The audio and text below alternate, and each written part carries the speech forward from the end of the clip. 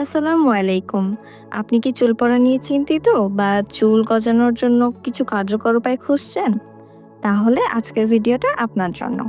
চলুন দেখে নেওয়া যাক কিভাবে সহজেই চুল পড়া কমাতে পারেন এবং চুলের স্বাস্থ্য ভালো রাখতে পারেন। তাই ভিডিওটি স্কিপ না করে সম্পূর্ণ দেখতে থাকুন। পয়েন্ট নাম্বার 1, সুষম খাদ্যাভ্যাস। প্রথমেই আসি খাবারের কথা। আপনার চুলের স্বাস্থ্য ভালো রাখতে সুষম খাবার খাওয়া খুবই গুরুত্বপূর্ণ।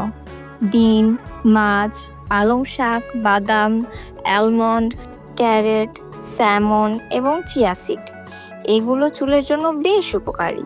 এছাড়াও আপনারা কাঁচা ফল রাখতে পারেন, যেমন কমলা, আপেল, বেরি এগুলো চুলের জন্য বেশ ভালো।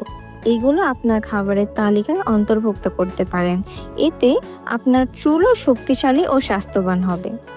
এবার আসি পয়েন্ট নাম্বার 2, তেল মাসাজ।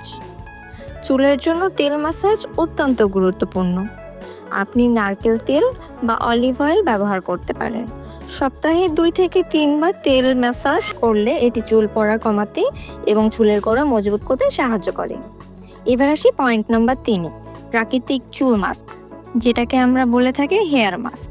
চুলের জন্য ন্যাচারালি বিভিন্ন মাস্ক ব্যবহার করতে পারেন। কার্যকরী একটা টিপ দিই, ডিম, মধু এবং অ্যালোভেরা মিশিয়ে চুলের জন্য একটি মাস্ক তৈরি করুন। এটি চুলকে গভীরভাবে পুষ্টি দেয় এবং নতুন চুল গজাতেও সাহায্য করে।